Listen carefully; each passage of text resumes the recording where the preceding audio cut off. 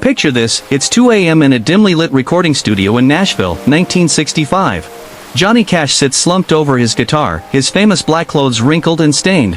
His hands shake as he tries to tune the strings, but the pills he's taken have made his fingers numb. This wasn't the Johnny Cash the world knew. This was a man drowning in his own success, fighting a battle that nearly cost him everything. But what drove the man in black to such darkness?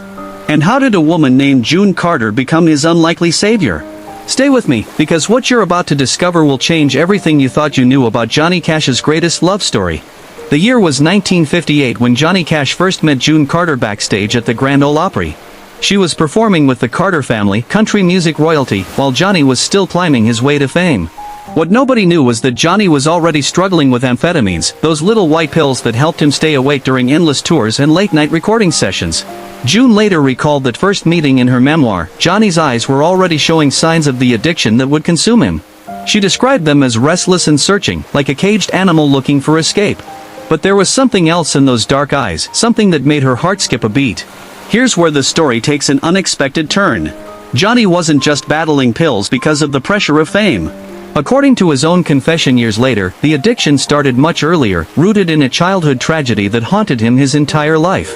His older brother Jack, his best friend and moral compass, had died in a horrific sawmill accident when Johnny was just 12.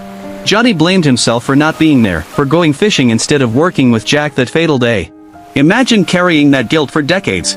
The pills weren't just keeping Johnny awake during tours, they were numbing a pain that had been eating at him since childhood. But as the 1960s rolled on, what started as a coping mechanism became a monster that controlled every aspect of his life. By 1965, Johnny Cash was taking up to 100 pills a day. Amphetamines to stay awake, barbiturates to sleep, and anything in between to function. His first wife Vivian watched helplessly as the man she married disappeared behind a pharmaceutical haze.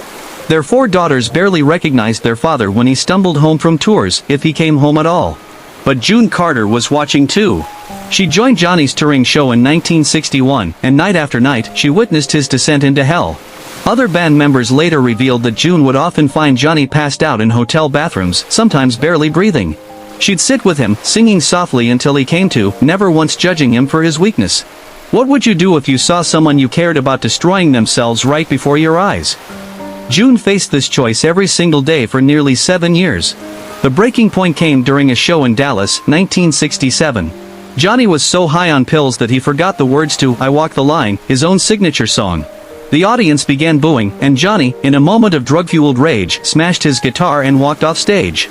June found him later that night, sitting in his tour bus, crying like a broken child. "I can't do this anymore, June," he whispered, his voice barely audible. "I'm killing myself, and I'm killing everyone who loves me." This was the moment everything changed. But not in the way you might expect. June didn't give Johnny an ultimatum. She didn't threaten to leave or demand he choose between her and the pills. Instead, she made a decision that would save both their lives. She told Johnny she would help him get clean, but only if he promised to do one thing: write the song they'd been working on together, the one that would later become "It Ain't Me Babe." You see, June knew something about Johnny that even he didn't realize. His music was his lifeline, his connection to the world when everything else felt meaningless. By focusing on their creative collaboration, she was giving him a reason to stay alive that went deeper than romance or obligation. The next 6 months were hell on earth. Johnny locked himself in his cabin at Old Hickory Lake, going through withdrawal while June visited him daily, sometimes bringing her children, sometimes just sitting in silence.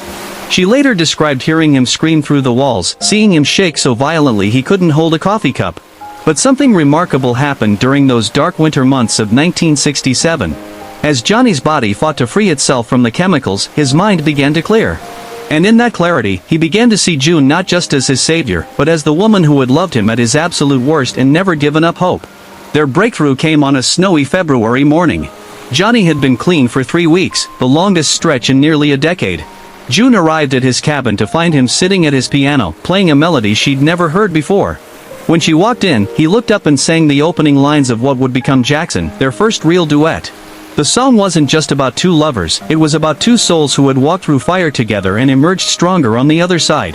When they performed it together for the first time at a small venue in Memphis, the audience could feel the electricity between them, the raw honesty of 2 people who had survived the worst and found love in the ashes. Johnny proposed to June on stage during a concert in London, Ontario, in February 1968, almost exactly 1 year after his darkest moment in that cabin. When she said yes, he wasn't just gaining a wife, he was claiming back his life. Their marriage in March 1968 marked the beginning of Johnny's legendary comeback. Clean and clear-headed for the first time in years, he recorded some of his most powerful work, including Folsom Prison Blues Live at Folsom Prison, a performance that reminded the world why they called him the Man in Black. June and Johnny remained married for 35 years until her death in 2003. Johnny followed her just 4 months later, proving that their love story was as eternal as the songs they sang together. I leave you with the song Johnny loved to listen to with June on quiet evenings at their home, It Ain't Me Babe. See you in the next video.